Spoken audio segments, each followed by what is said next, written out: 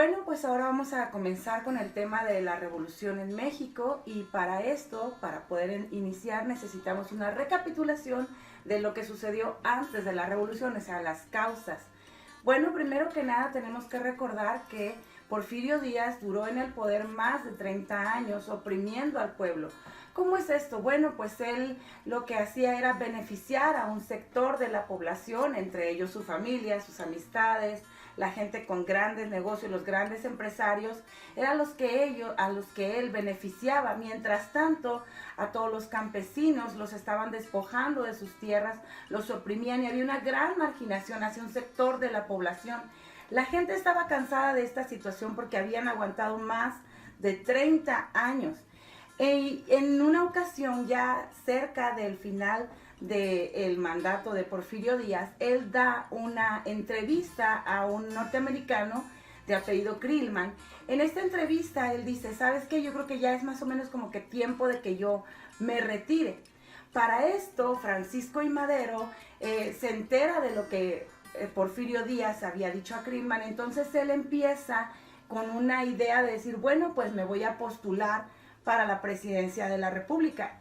Pero resulta que Porfirio Díaz se entera de los planes que Francisco I. Madero tenía y lo manda a capturar.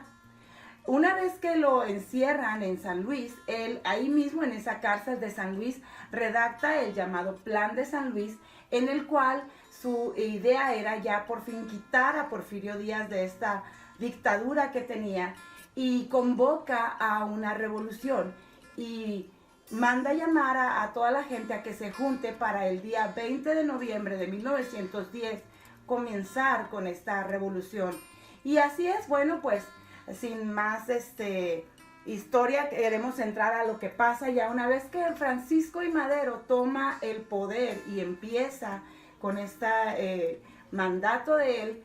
Sucede lo que nos ha venido sucediendo durante muchos años, y es que una vez llegar a la presidencia, olvidan las promesas, olvidan la causa por la cual querían llegar a la presidencia, y todas estas promesas que también Francisco I. Madero había hecho de que iba a ayudar al pueblo, de que les iba a devolver las tierras y que las cosas iban a cambiar, realmente no sucedieron.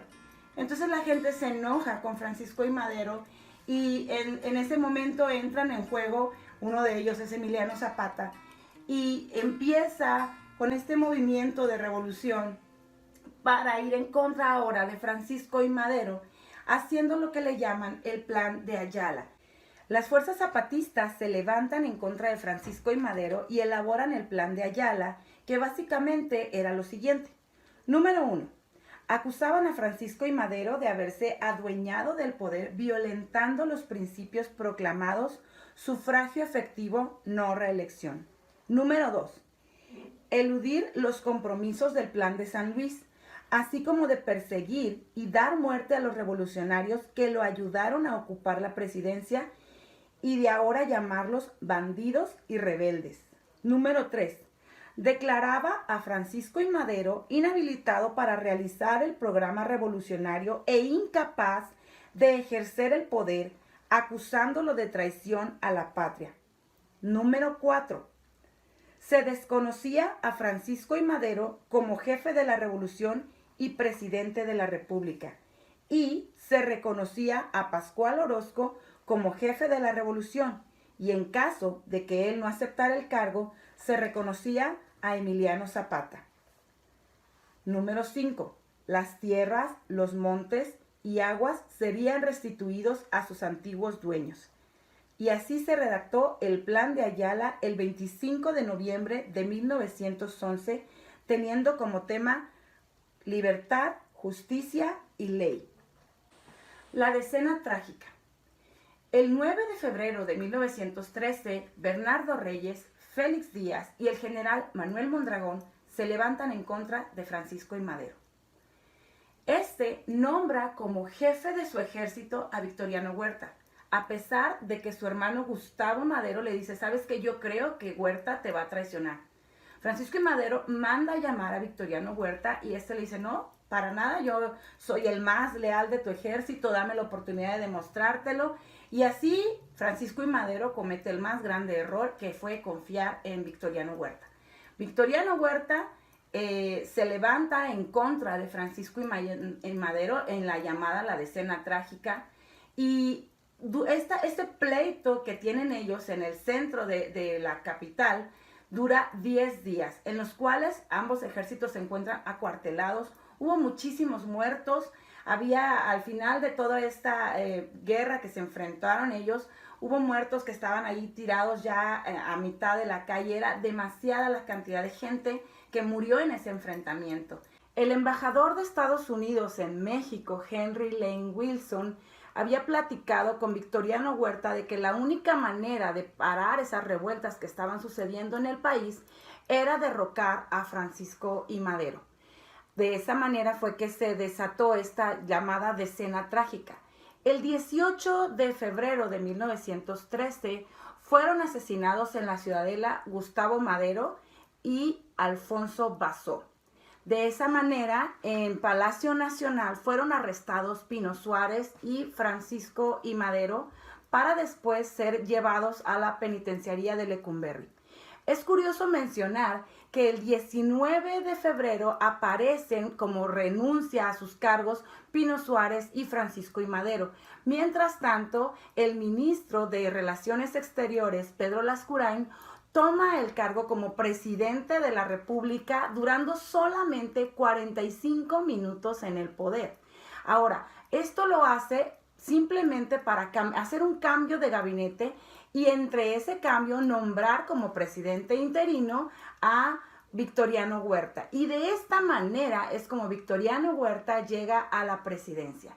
El 22 de febrero de 1913, cuando estaban siendo trasladados a la cárcel de Lecumberri, Madero y Pino Suárez, antes, lo curioso es que no entran por la puerta principal por la que todo el mundo entra, sino que los mandan por la parte de atrás de la cárcel, y cuando están bajando del vehículo son interceptados y asesinados Francisco I. Madero y Pino Suárez. El gobierno de Victoriano Huerta es denominado una dictadura, ya que este excede sus poderes convirtiéndose en un dictador.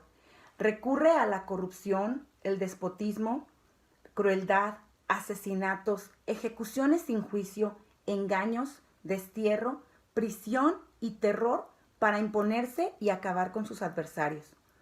Un ejemplo de esto es el asesinato del entonces gobernador de Chihuahua, Abraham González, en marzo de 1913, o Belisario Domínguez, senador de Chiapas, quien acusó a Victoriano Huerta de la muerte de Madero y Pino Suárez, motivo por el cual es asesinado el 17 de octubre del mismo año.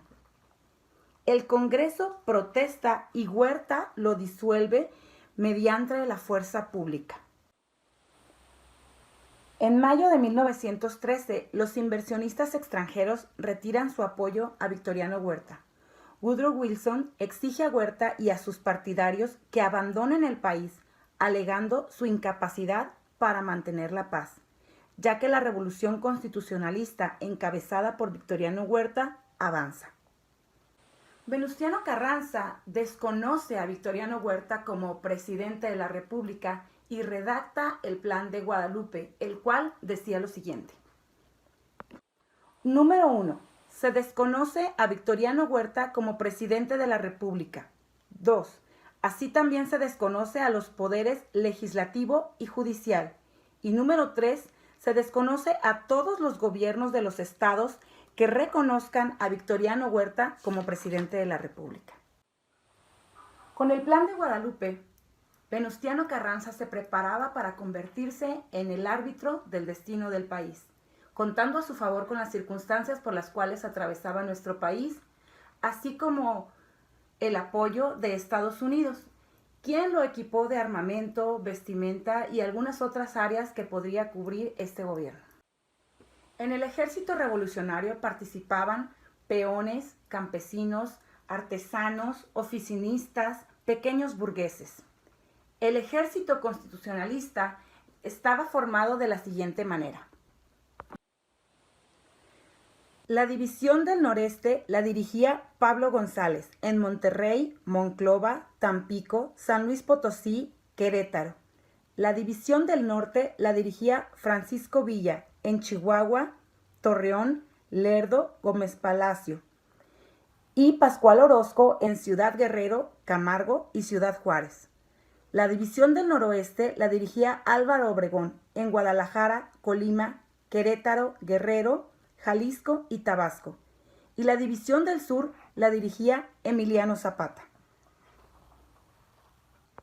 Cuando Francisco Villa regresa a Ciudad Juárez, se encuentra con que hay un problema porque un inglés llamado William Benton está reclamando ser dueño de unas tierras en Chihuahua y pide la devolución de las tierras. Villa se niega completamente a devolverle sus tierras, sin embargo le dice que lo va a indemnizar por el valor que las tierras tengan.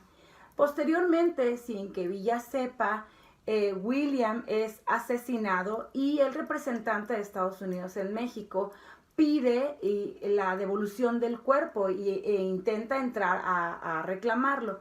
Venustiano Carranza le impide el paso a este representante de Estados Unidos, lo cual termina en una campaña de desprestigio de México en Estados Unidos. Sin embargo, solamente queda en eso y no pasa a mayores esta situación.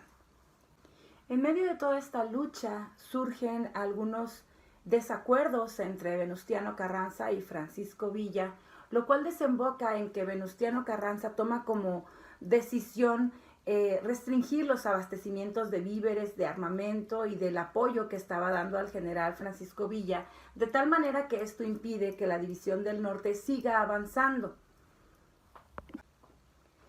Tras muchas negociaciones entre Villa y Carranza, finalmente se acuerda que Francisco Villa seguiría al frente de la división del norte y reconocería como primer jefe del ejército a Venustiano Carranza, y este abastecería la fuerza villista y se formaría un gobierno con la participación de los miembros de la división del norte y la del noreste.